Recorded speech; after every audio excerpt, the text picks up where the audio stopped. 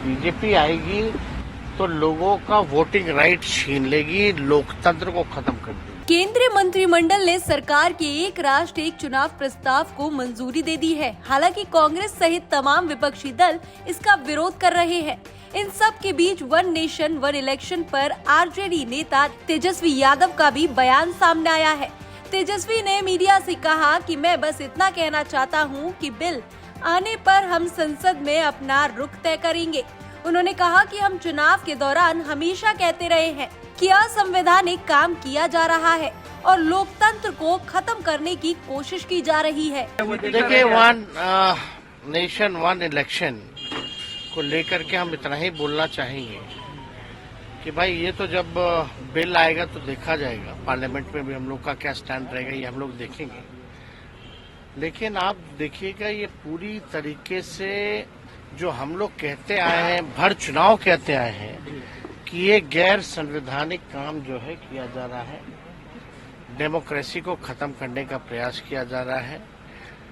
आज one nation one election जो है वो ला रहे हैं, आगे बोलेंगे one election one nation one party, कल को बोलेंगे one nation one leader.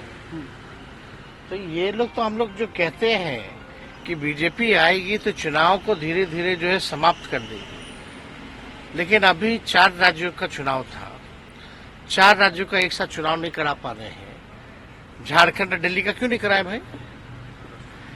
Maharashtra का क्यों नहीं कराए जो 5 राज्यों का था?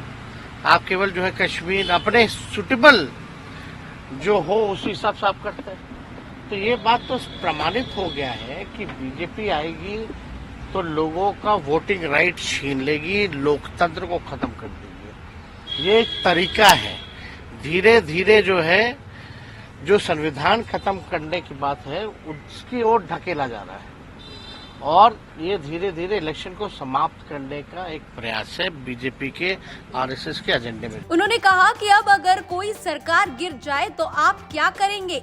क्या आप राष्ट्रपति शासन लाएंगे? क्या आप अगले चुनाव तक राज्यपाल के माध्यम से सरकार चलाएंगे? लोगों का ध्यान बुनियादी मुद्दों से भटकाने के लिए ये लोग सजावटी चीजों में माहिर हैं। वन नेशन वन इलेक्शन पर विपक्ष और अन्य राजनीतिक दल लगातार विरोध कर रहे हैं। अब देखना ये होगा कि क्या एक देश एक चुनाव इतने विरोध के बाद लागू होता है या नहीं। Bureau report TV7 Bharat.